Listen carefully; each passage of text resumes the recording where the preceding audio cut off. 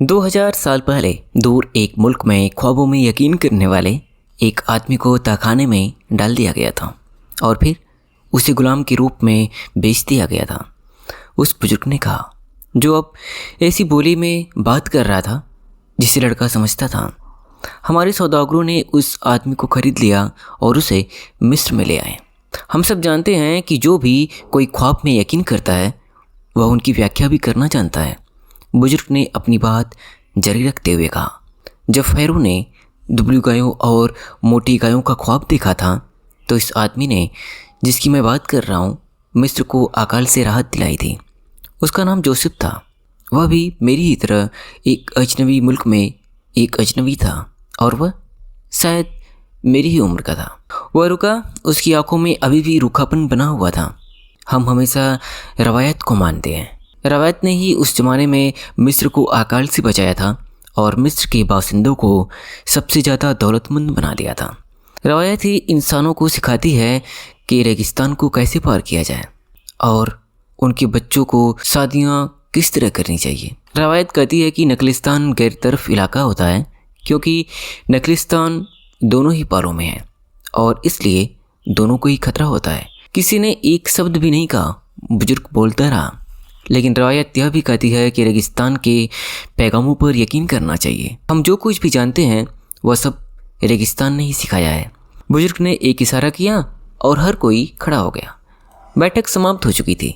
हुक्के बुझा दिए गए और पहरेदार सावधान की मुद्रा में खड़े हो गए। लेकिन तभी बुजुर्ग फिर बोल पड़ा, कल हम इस करार को तोड़ने वाले हैं कि नकलिस्तान में कोई भी व्यक्ति अपने पास हथियार नहीं रखेगा।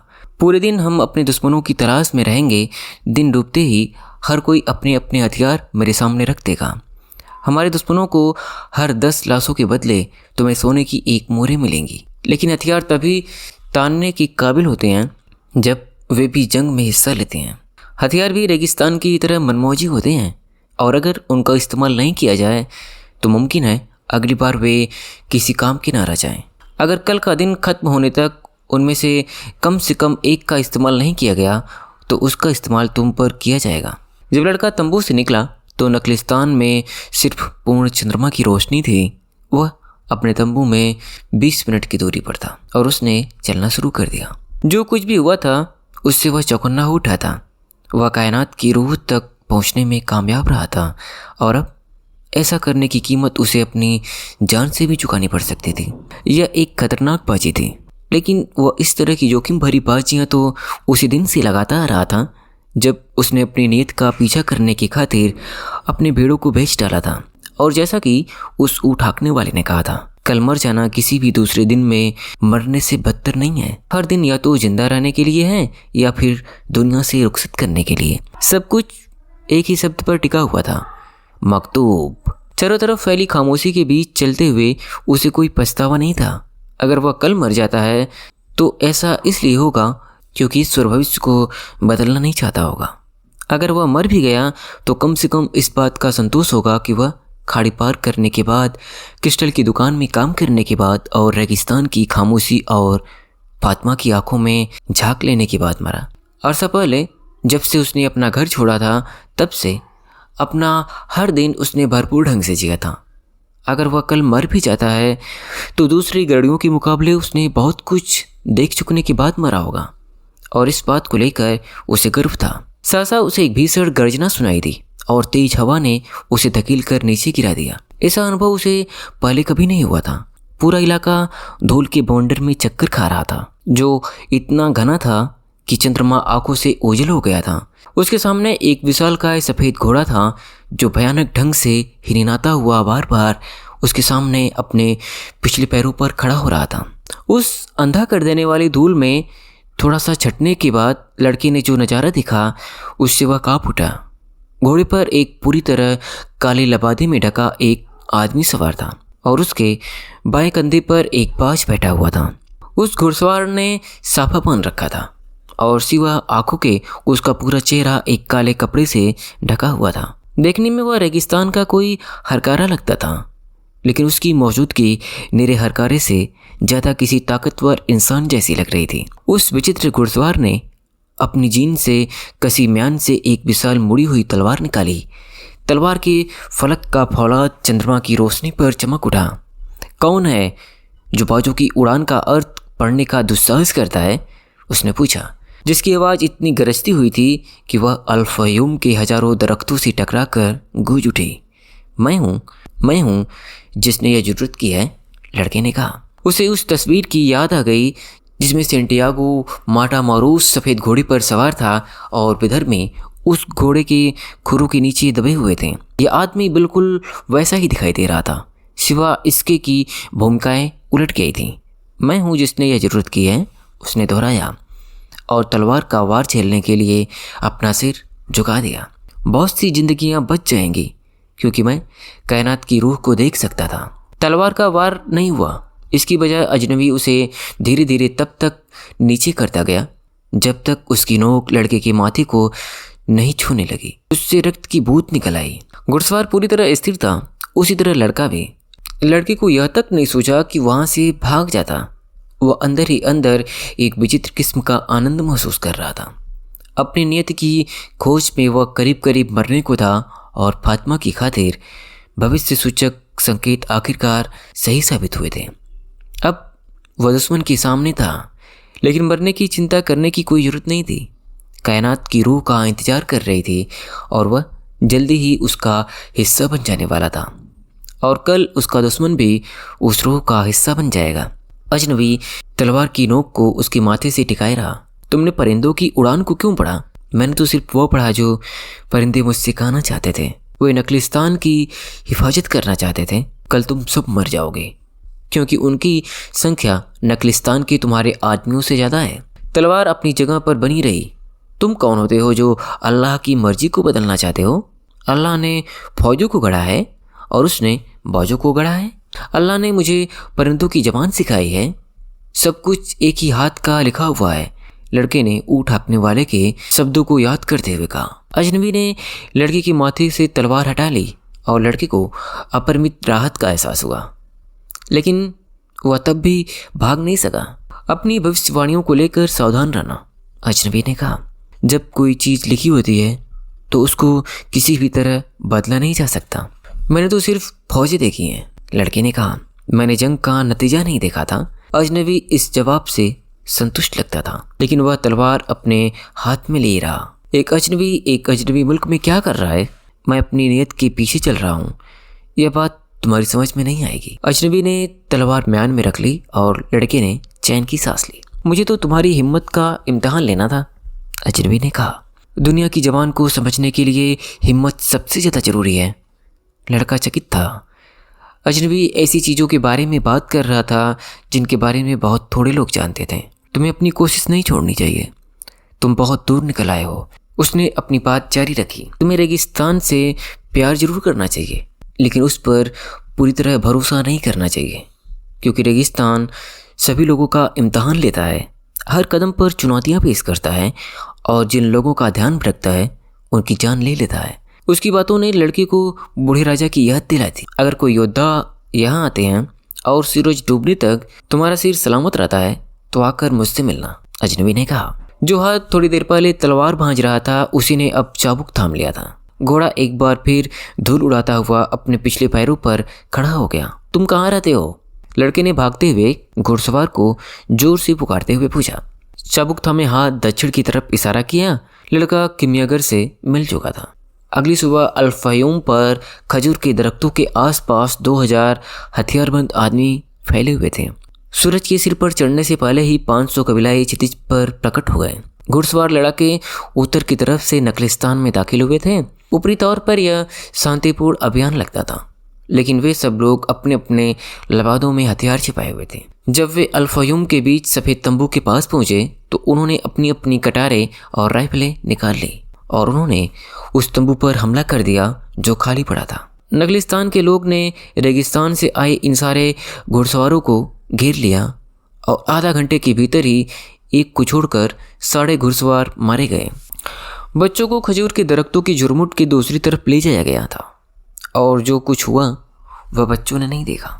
औरतें अपने तंबुओं में बनी रहीं और अपने पतियों के लिए दुआ मांगती रहीं और उन्होंने भी इस जंग का नज़ारा नहीं देखा। अगर मैदान में लाशें न बिछी होती तो यह नखलिस्तान में आम दिनों के जैसा ही एक दिन लगता। जिस कबीलाई को बख्श दिया गया था वह फौज की उस टुकड़ी का कमांडर था। उस दिन दोपहर के बाद उसे कबीले के सरदारों के सामने पेश किया गया, जिन्होंने उससे पूछा कि उसने रवायत के वसूल को क्यों तोड़ा।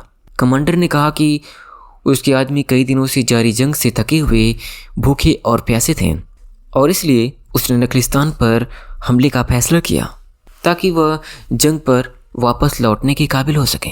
कबीले के सरदार ने कबीलाई के मारे जाने पर अफसोस जताया, लेकिन कहा कि रवायत पाक होती है। उसने कमांडर को बेइज्जत मौत की सजा सुनाई। उसको तलवार या बंदूक की गोली से मारने की बजाय खजूर के एक सूखे दरख्त से फांसी पर लटका दिया गया, जहां उसकी लाश रेगिस्तान की हवा में झूलती रही। कबीले के सरदार ने लड़के को बुलवाया और उसको तोहफे के तौर पर सोने की 50 मोहरें दी। उसने मिस्र के जोसेफ का किस्सा दोहराया और लड़के को नखलिस्तान का सलाहकार बनने का न्योता दिया। जब सूरज ढल गया और आसमान में पहले सितारे दिखाई देने लगे तो लड़के ने दक्षिण की तरफ चलना शुरू किया। अंततः उसे एक अकेला तंबू दिखाई दिया और वहाँ से गुजरते अरबों के एक समूह ने लड़के को बताया कि उस जगह पर जिन्न रहते हैं। लेकिन लड़का तंबू के पास बैठ गया और इंतजार करने लगा। जब चंद्रमा आसमान में काफ़ी नीचे चढ़ आया तब कहीं जाकर घोड़े पर सवार किमियागर आता हुआ दिखाई दिया। वह अपने कंधे पर 2 मरे हुए बांझ लादे हुए था। यह रहा मैं, लड़के ने कहा। तुम्हें यहाँ नहीं होना चाहिए, किमियागर ने जवाब दिया। या फिर तुम्हारी नीयत ही तुम्हें यहाँ लेकर आई है? जब तक कबीलों के बीच जंग छिड़ी हुई है तब तक रेगिस्तान को पार करना नामुमकिन है, इसलिए मैं यहाँ आ गया। किमियागर घोड़े से उतरा और उसने लड़के को अपने साथ तंबू में आने का इशारा किया। यह नखलिस्तान के बहुत से तंबू जैसा ही एक तंबू था। लड़के ने तंदूरों और किमियागिरी के काम आने वाले दूसरे औजारों की तलाश में चारों ओर देखा, लेकिन उसे वहाँ वैसा कुछ दिखाई नहीं दिया। वहाँ तो बस कुछ पुस्तकों का ढेर लगा हुआ था। भोजन पकाने की एक छोटी सी अंगीठी थी और कुछ कालीन थी जिन पर रहस्यमय किस्म की आकृतियाँ करी हुई थी। बैठ जाओ, हम कुछ पियेंगे और फिर इन बाजू को खाएंगे। लड़के को शक हुआ कि वे वही बाज थे जिन्हें उसने एक दिन पहले देखा था, लेकिन उसने कुछ नहीं कहा। किमियागर ने आग जलाई और जल्दी ही तंबू में एक लुभावनी महक भर गई। यह हुक्के की खुशबू से बेहतर थी। आप मुझसे क्यों मिलना चाहते थे? भविष्य सूचक संकेतों की वजह से, किमियागर ने जवाब दिया। हवा ने मुझे बताया कि तुम आओगे और तुम्हें मदद की ज़रूरत होगी। वह मैं नहीं हूँ जिसके बारे में हवा ने बात की थी। वह एक दूसरा परदेसी और अंग्रेज है। वही था जो आपको तलाश रहा था। उसे पहले कुछ और काम करने हैं, लेकिन वह सही रास्ते पर है। उसने रेगिस्तान को समझने की कोशिश शुरू कर दी है। और मेरे बारे में आपका क्या कहना है? जब कोई व्यक्ति सच्चे दिल से किसी चीज़ की चाहत करता है तो सारी कायनात मिलकर उसके सपने को साकार करने के लिए काम करने लगती है। किमियागर ने बूढ़े राजा द्वारा कहे गए शब्दों को प्रतिध्वनित करते हुए कहा। लड़का समझ गया यहाँ एक और आदमी था जो उसकी नियति तक पहुँचाने में मदद कर रहा था। तो क्या आप मुझे सीख देने वाले हैं? नहीं, तुम पहले से ही सब जानते हो जो तुम्हें जानना जरूरी है। मैं तो सिर्फ उस तरफ इशारा करने वाला हूँ जहाँ तुम्हारा खजाना है। लेकिन कबीले में तो जंग छिड़ी हुई है, लड़के ने दोहराया। मुझे मालूम है कि रेगिस्तान में क्या हो रहा है। मुझे तो मेरा खजाना पहले ही मिल चुका है। मेरे पास एक ऊँट है, क्रिस्टल की दुकान में कमाया गया पैसा मेरे पास है और मेरे पास सोने की 50 मोहरें हैं। मेरे मुल्क में तो मेरी गिनती एक दौलतमंद इंसान के रूप में होगी, लेकिन इनमें से कोई भी चीज़ पिरामिडों की तो नहीं है, किमियागर ने कहा। मेरे पास फातिमा भी है। वह तो मेरा अब तक का सबसे बड़ा खजाना है, लेकिन वह भी पिरामिडों से हासिल नहीं की गई थी। वे खामोशी के साथ खाना खाते रहे। किमियागर ने एक बोतल खोली और लड़के के प्याले में लाल रंग का तरल उड़ेल दिया। वैसी लजीज वाइन उसने अब तक नहीं चखी थी। क्या यहाँ वाइन पीने पर पाबंदी नहीं है? लड़के ने पूछा। बुराई वह नहीं है जो इंसान के मुंह में जाती है, किमियागर ने कहा। बुराई वह है जो उसके मुंह से बाहर आती है। किमियागर पहले उसे कुछ डरावना लग रहा था, लेकिन वाइन पीने के बाद लड़का सहज हो गया। खाना खाने के बाद वे तंबू के बाहर आकर बैठ गए। चंद्रमा इस कदर चमक रहा था उससे तारों की चमक फीकी पड़ गई थी। पियो और मजे लो, किमियागर ने कहा। वह देख रहा था कि लड़का काफ़ी खुशी महसूस कर रहा था। आज रात में खूब अच्छी तरह आराम करना, जैसे तुम कोई योद्धा हो और लड़ाई की तैयारी कर रहे हो। याद रखो, जहाँ तुम्हारा दिल है वहीं तुम्हारा खजाना है। तुम्हें खजाने को खोजना ही होगा ताकि उसकी राह में अब तक तुमने जो कुछ सीखा है वह सार्थक हो सके। कल तुम अपना ऊँट बेच देना और एक घोड़ा खरीद लेना। ऊँट धोखेबाज होते हैं, वे मीलों चलते जाते हैं और कभी थकते नहीं लगते।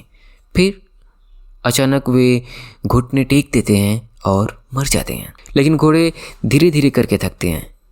तुम्हें हमेशा यह मालूम होता है कि उनसे कितनी उम्मीद करनी चाहिए और यह कि वे कब मरने वाले हैं। अगली रात लड़का एक घोड़े के साथ किमियागर के तंबू पर पहुंच गया। किमियागर तैयार था और वह खुद भी अपने घोड़े पर सवार हो गया और उसने एक बाज को अपने बाएं कंधे पर रख लिया। फिर उसने लड़के से कहा, मुझे बताओ कि रेगिस्तान में जीवन किधर है? सिर्फ वही लोग खजाने को हासिल कर सकते हैं जो जीवन के ऐसे निशानों को देख पाते हैं। अपने घोड़े पर सवार होकर वे रेत पर चल पड़े। चांद की रोशनी उन्हें रास्ता दिखा रही थी। पता नहीं मैं रेगिस्तान में जीवन के निशान ढूंढ सकूंगा या नहीं, लड़के ने सोचा। मैं रेगिस्तान को अभी उतनी अच्छी तरह नहीं जानता। यह बात वह किमियागर से कहना चाहता था, लेकिन उसे उस आदमी से डर लगता था। वे उस चट्टानी स्थल पर पहुंचे जहां लड़के ने आसमान में बाजों को उड़ते देखा था, लेकिन अब वहाँ सिर्फ खामोशी थी और हवा थी। मैं नहीं जानता कि रेगिस्तान में जीवन कैसे पाया जाए, लड़के ने कहा। यह तो मैं जानता हूँ कि रेगिस्तान में जीवन है, लेकिन उसे कहाँ खोजा जाए यह मैं नहीं जानता। जीवन को अपनी ओर खींचता है, किमियागर ने जवाब दिया। और तब लड़के को समझ में आया। उसने अपने घोड़े की लगाम को ढीला कर दिया और वह चट्टानों और रेत पर सरपट दौड़ पड़ा। लड़के का घोड़ा लगभग 1.5 घंटे तक भागता रहा और किमियागर उसका पीछा करता रहा। अब उनको नकलिस्तान की खजूर के दरख्त दिखाई नहीं दे रहे थे, सिर्फ उनके ऊपर विशाल चंद्रमा था। रेगिस्तान के पत्थरों पर फिसलती उनकी सफ़ेद रोशनी थी। अचानक बिना किसी साफ वजह के लड़के के घोड़े ने अपनी रफ्तार धीमी कर दी। यहाँ कहीं पर जीवन है, लड़के ने किमियागर से कहा। मैं रेगिस्तान की भाषा तो नहीं समझता, लेकिन मेरा घोड़ा जीवन की भाषा समझता है। वे घोड़ों से उतर गए और किमियागर ने कुछ नहीं कहा। धीरे धीरे आगे बढ़ते हुए वे पत्थरों के बीच कुछ खोजते रहे। किमियागर सहसा ठहर गया और जमीन पर झुक गया। वह पत्थरों के बीच एक सुराख था। किमियागर ने उस सुराख में अपना हाथ डाल लिया और फिर कंधे तक अपनी पूरी बाँह उसके अंदर कर दी। अंदर कोई चीज़ थी जो हिल डुल रही थी और उस कोशिश में किमियागर की आंखें तिरछी हुई जा रही थी। लड़की को सिर्फ उसकी आंखें दिखाई दे रही थी। लगता था कि वो सुराख में जो कुछ भी है उससे उसका हाथ जूझ रहा था। फिर लड़के को चकित करते एक झटके के साथ उसने अपना हाथ बाहर निकाला और वह उछलकर खड़ा हो गया। उसने अपने हाथ में एक सांप की पूंछ पकड़ रखा था। लड़का भी उछल पड़ा, लेकिन किमियागर से दूर सांप बुरी तरह जूझ रहा था और उसकी फुकारें रेगिस्तान की खामोशी को हिला रही थी। वह कोबरा था जिसका जहर आदमी को कुछ ही मिनटों में खत्म कर सकता था। उसके जहर से सावधान रहना, लड़के ने कहा। लेकिन बावजूद इसके किमियागर ने अपना हाथ सुराख में डाला था और तय था कि सांप ने उसे काटा होगा। उसका हाव भाव एकदम सहज था। किमियागर की उम्र 200 वर्ष है। अंग्रेज ने उसे बताया था कि वह निश्चय ही जानता होगा कि रेगिस्तान की सांपों से कैसे निपटना चाहिए। लड़का अपने इस साथी को अपनी घोड़ी के पास जाते और वहाँ से एक कटार निकालते देखता। उसने कटार की नोक से रेत पर एक घेरा बनाया और फिर सांप को उस घेरे में रख दिया। सांप तुरंत शांत हो गया। चिंता की कोई बात नहीं, किमियागर ने कहा। वह इस घेरे की बाहर नहीं जाएगा। तुम्हारे द्वारा रेगिस्तान में जीवन की खोज वह भविष्य सूचक संकेत है जिसकी मुझे ज़रूरत थी। यह चीज़ इतनी अहम क्यों थी? क्योंकि पिरामिड रेगिस्तान से घिरे हुए हैं। लड़का पिरामिडों के बारे में बात नहीं करना चाहता था। उसका दिल भारी था और कल रात से ही मायूसी की हालत में था। खजाने की खोज को जारी रखने का मतलब था फातिमा को त्याग करना। मैं तुम्हें पूरे रेगिस्तान रास्ता दिखाने वाला हूँ, किमियागर ने कहा। मैं नकलिस्तान में ही रहना चाहता हूँ, लड़के ने जवाब दिया। मुझे फातिमा मिल गई है और मेरे लिए किसी भी खजाने से बढ़कर है। फातिमा रेगिस्तानी औरत है, किमियागर ने कहा। वह जानती है कि मर्दों को वापस लौटने के लिए बाहर जाना होता है और उसे तो पहले ही खजाना मिल चुका है। वह खजाना तुम हो। अब वह चाहती है कि तुम्हें वह चीज़ मिल सके जिसकी तुम तलाश कर रहे हो। ठीक है, लेकिन अगर मैं रुकने का फैसला करूँ तो मैं बताता हूँ क्या होगा। तुम नखलिस्तान के सलाहकार बन जाओगे। तुम्हारे पास इतना सोना होगा कि तुम ढेरों भेड़ और ढेरों ऊँट खरीद सकोगे। तुम फातिमा से शादी कर लोगे और साल भर तक तुम दोनों सुखी रहोगे। तुम रेगिस्तान को प्यार करना सीख जाओगे और तुम खजूर के पूरे 50,000 दरख्तों को पहचानने लगोगे। तुम उनको बढ़ते हुए और दर्शाते हुए देखोगे कि किस तरह दुनिया हमेशा बदलती रहती है, और तुम भविष्य सूचक संकेतों को समझने के मामले में बेहतर से बेहतर होते जाओगे, क्योंकि रेगिस्तान दुनिया का सबसे अच्छा गुरु है। दूसरे वर्ष के दौरान किसी वक्त तुम्हें खजाने की याद आएगी। भविष्य सूचक संकेत उसके बारे में जोर देकर बात करने लगेंगे और तुम उसको नज़रअंदाज करने की कोशिश करोगे। तुम अपने ज्ञान का इस्तेमाल नखलिस्तान और उसके बासिंदों के कल्याण के लिए करोगे। तुम जो भी करोगे कबीले के सरदार उसकी सराहना करेंगे और तुम्हारे ऊँट तुम्हें दौलतमंद और ताकतवर बना देंगे। तीसरे साल भी भविष्य सूचक संकेत तुम्हारे खजाने और तुम्हारी नीयत के बारे में बोलना जारी रखेंगे। तुम एक के बाद एक रात नखलिस्तान के चक्कर लगाते रहोगे और फातिमा को दुख होगा, क्योंकि उसे लगेगा कि उसी ने तुम्हारी खोज में रुकावट पैदा की थी। लेकिन तुम उससे प्यार करते रहोगे और वह भी तुम्हें प्यार करती रहेगी। तुम्हें याद आएगा कि उसने कभी भी तुमसे रुकने को नहीं कहा था, क्योंकि रेगिस्तानी औरत समझती है कि अपने मर्द का इंतजार करना चाहिए, इसलिए तुम उसे दोषी नहीं ठहराओगे। लेकिन बहुत बार ऐसा होगा कि रेत पर चलते हुए तुम सोचोगे कि शायद तुम्हें चले जाना चाहिए था, कि तुम फातिमा के प्रति अपने प्यार पर कुछ ज़्यादा भरोसा कर सकते थे, क्योंकि जिस चीज़ ने तुम्हें रेगिस्तान में रोके रखा था वह मुमकिन है तुम्हारा यह भय रहा हो कि तुम कभी वापस नहीं लौट पाओगे। उस मकाम पर भविष्य सूचक संकेत तुम्हें बताएंगे कि तुम्हारा खजाना हमेशा के लिए दफन हो चुका है। फिर चौथे वर्ष के दौरान किसी वक्त शगुन तुम्हें छोड़कर चले जाएंगे, क्योंकि तुम उसकी बात सुनना बंद कर चुके होगे। कबीले के सरदार इस बात को समझ जाएंगे और तुम्हें सलाहकार के पद से बर्खास्त कर दिया जाएगा। लेकिन तब तक तुम एक दौलतमंद व्यापारी बन चुके होगे। तुम्हारे पास बहुत से ऊँट और माल होगा। तुम अपनी बाकी ज़िंदगी इस एहसास के साथ बिताओगे कि तुम्हें अपनी नीयत का पीछा नहीं किया, और अब इस काम के लिए बहुत देर हो चुकी है। तुम्हें यह समझना चाहिए कि प्रेम कभी किसी आदमी को उसकी नीयत की तलाश करने से नहीं रोकता। अगर वह खोज का त्याग कर देता है तो इसलिए कि वह सच्चा प्रेम नहीं होता। वह प्रेम जो दुनिया की ज़बान बोलता है। किमियागर ने रेत पर बने घेरे को मिटा दिया और वह सांप लहराता हुआ चट्टानों में खो गया। लड़के को क्रिस्टल की उस दुकान की याद आई जो हमेशा मक्का जाना चाहता था, और उस अंग्रेज की याद आई जिसे किमियागर की तलाश थी। उसने उस स्त्री के बारे में सोचा जिसने रेगिस्तान पर भरोसा जताया था, और उसने उस रेगिस्तान को देखा जो उसे उस स्त्री तक लेकर आया था जिससे उसे प्यार था। वे अपने घोड़े पर सवार हुए और इस बार नखलिस्तान की ओर लौटते हुए लड़का किमियागर के पीछे चला।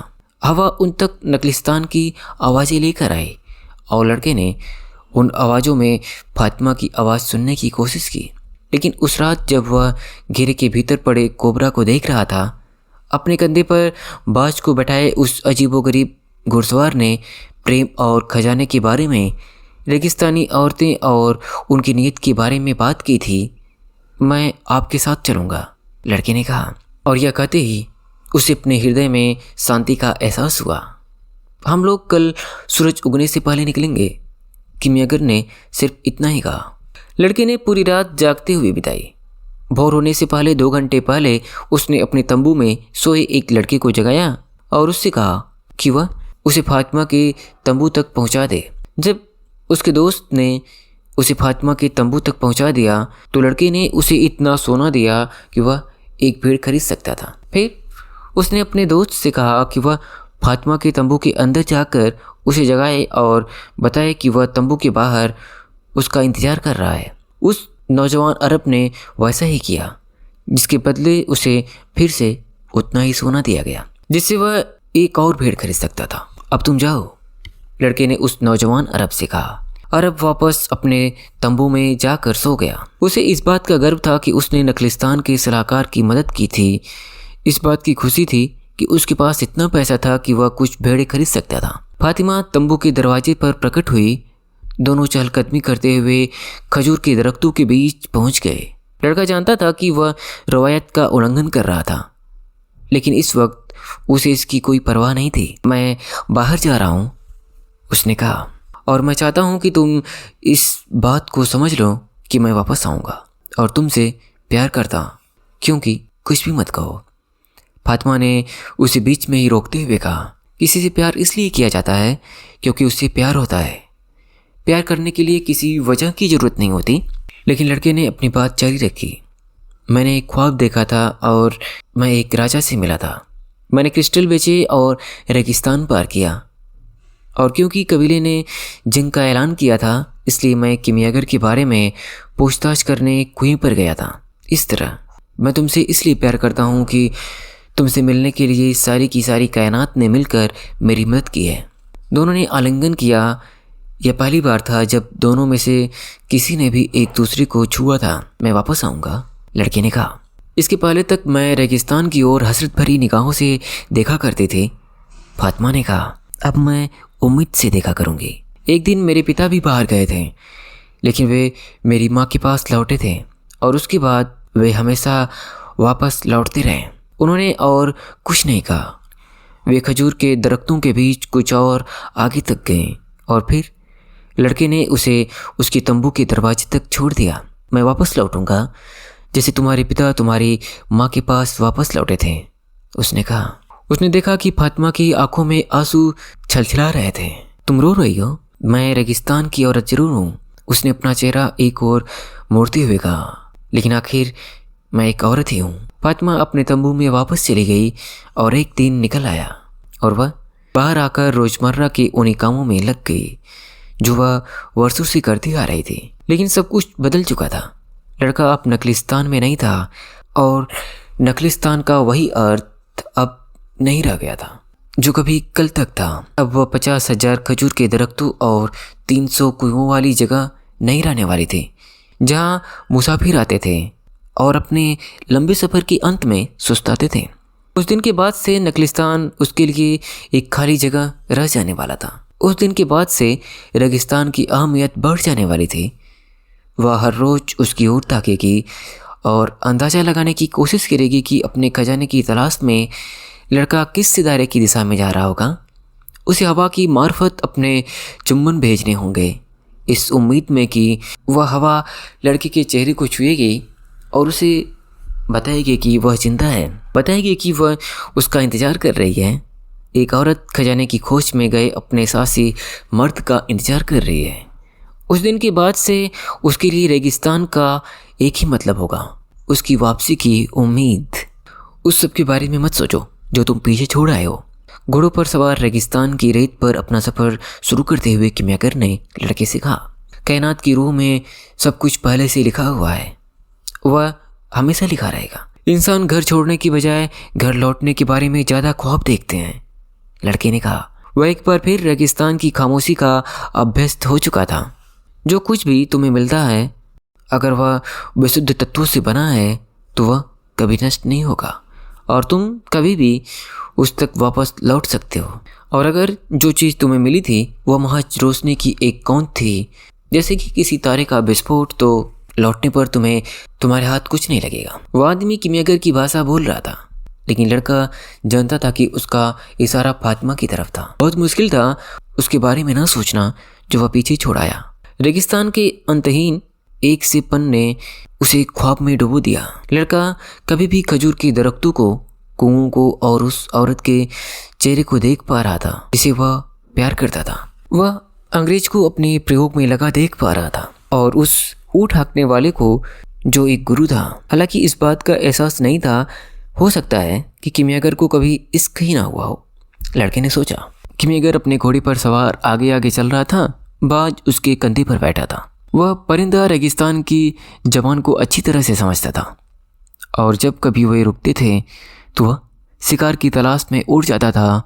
पहले दिन वह एक खरगोश लेकर लौटा था और दूसरे दिन 2 परिंदे। रात के वक्त वे अपना बिस्तर बिछाते और अपनी आग को छिपा कर रखते।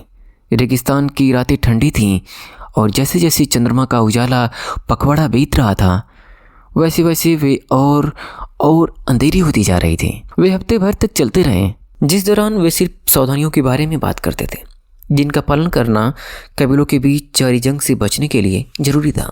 जंग जारी थी और कभी कभी हवा खून की भीनी रुग्ण गंध लेकर आती थी।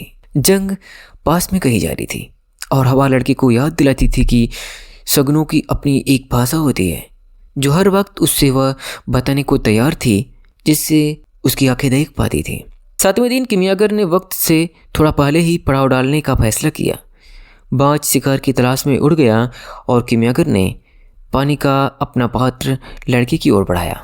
तुम्हारा सफ़र करीब करीब खत्म होने को है, किमियागर ने कहा। मैं तुम्हें मुबारकबाद देता हूँ कि तुम अपनी नीयत की खोज में लगे रहे और आपने मुझसे रास्ते भर कुछ नहीं कहा, लड़के ने कहा। मैं सोचता था कि आप मुझे कुछ ऐसी चीज़ें सिखाएंगे जो आप जानते हैं।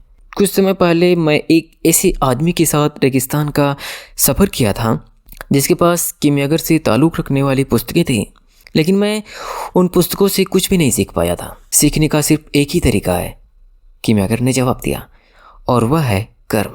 तुम्हें जो कुछ भी जानने की ज़रूरत है वह तुम अपने सफ़र की मार्फत सीख चुके हो। अब तुम्हें सिर्फ एक और चीज़ सीखने की ज़रूरत है। लड़का उस चीज़ के बारे में जानना चाहता था, लेकिन किमियागर की निगाहें बाज की तलाश में क्षितिज पर टिकी हुई थी। आप किमियागर क्यों कहलाते हैं? क्योंकि मैं वही हूँ। और उन दूसरे किमियागर के साथ क्या गड़बड़ हुई थी जिन्होंने सोना बनाने की कोशिश की लेकिन नाकामयाब रहे? उनको सिर्फ सोने की तलाश थी। उसके साथी ने जवाब दिया, वे अपनी नियति को वास्तविक रूप से जिए बिना ही उसको हासिल कर लेना चाहते थे। वह क्या है जो मेरे लिए अभी भी जानना जरूरी है? लड़के ने पूछा। लेकिन किमियागर क्षितिज की ओर देखता रहा और अंततः बाज उनका भोजन लेकर वापस आ गया। उन्होंने एक गड्ढा खोदा और उसमें आग जलाई ताकि उसकी लपटें देखी न जा सके। मैं किमियागर महज इसलिए हूँ क्योंकि मैं किमियागर हूँ, उसने खाना पकाते हुए कहा। यह हुनर मैंने अपने दादा से सीखा था, जिन्होंने इसे अपने पिता से सीखा था, और इस सिलसिला दुनिया के बनने से समय से चला आ रहा है। उस जमाने में प्रधान कृति को लिखना इतना सरल था कि वे महज एक रत्न पर लिखा जा सकता था, लेकिन इंसानों ने सरल चीज़ों को खारिज करना शुरू कर दिया और वे ग्रंथ, टीकाएँ और फलसफे लिखने लगे। उन्हें यह भी लगने लगा कि पुराने ज़माने के लोग बेहतर तरीके जानते हैं। तब भी रत्न की टिकिया पर लिखी यह इबारत अब भी मौजूद है। रत्न की उस टिकिया पर क्या लिखा हुआ था? लड़का जानना चाहता था। किमियागर रेत पर रेखाएं खींचने लगा और उसने 5 मिनट से भी कम समय में वह रेखाचित्र पूरा कर दिया। उसे वह रेखाचित्र बनाते हुए देखकर लड़का बूढ़ी राजा के बारे में और उस चौक के बारे में सोचने लगा जहां उस दिन उनकी मुलाकात हुई थी। उसे लगा जैसे उस घटना को वर्षों बीत गए हों। यह था जो रत्न की उस टिकिया पर लिखा हुआ था। चित्र पूरा करने के बाद किमियागर ने कहा। लड़के ने रेत पर लिखी उस चित्रलिपि को पढ़ने की कोशिश की। यह तो कोई कूट लिपि है, लड़के ने कुछ निराशा के भाव से कहा। यह कुछ उसी तरह की चीज़ लगती है जो मैंने उस अंग्रेज की पुस्तकों में देखी थी। नहीं, किमियागर ने जवाब दिया, ये उन 2 बाजों की उड़ान जैसी है। इसे सिर्फ तर्क का इस्तेमाल करके नहीं समझा जा सकता। रत्न की वह टिकिया कायनात की रूह तक पहुंचने का सीधा रास्ता है। ज्ञानी लोग जानते हैं कि कुदरती दुनिया स्वर्ग की एक तस्वीर और उसकी नकल है। इस दुनिया का वजूद इस बात की महज एक गारंटी है कि कहीं एक ऐसी दुनिया है जो अपने आप में पूरी है। परमेश्वर ने यह दुनिया इसलिए रची थी ताकि इसकी दिखाई देने वाली चीज़ों की मार्फत इंसान उसकी रूहानी सीखों को और उसकी अक्ल के चमत्कारों को समझ सके। कर्म से मेरा अर्थ यही है। क्या मुझे रत्न की टिकिया को समझ लेना चाहिए? लड़के ने पूछा। शायद अगर तुम किमियागर की किसी प्रयोगशाला में होते तो रत्न की टिकिया को सबसे अच्छी तरह समझने के लिए बूझने का यह एकदम सही वक्त होता। लेकिन तुम रेगिस्तान में हो, इसलिए तुम खुद को इससे डुबो दो। रेगिस्तान तुम्हें दुनिया का इल्म मुहैया कराएगा। दरअसल दुनिया की कोई भी चीज़ यह कर सकती है। तुम्हें तो रेगिस्तान तक को समझने की ज़रूरत नहीं है। तुम्हें सिर्फ इतना करने की ज़रूरत है कि तुम रेत के एक कण पर ध्यान जमाओ और तुम्हें इसमें सृष्टि के सारे चमत्कार दिखाई देने लगेंगे। मैं खुद को रेगिस्तान में कैसे डुबाऊं? अपने दिल की आवाज़ सुनो, वह सब कुछ जानता है, क्योंकि वह कायनात की रूह से पैदा हुआ है और वह एक दिन उसी में लौट जाएगा।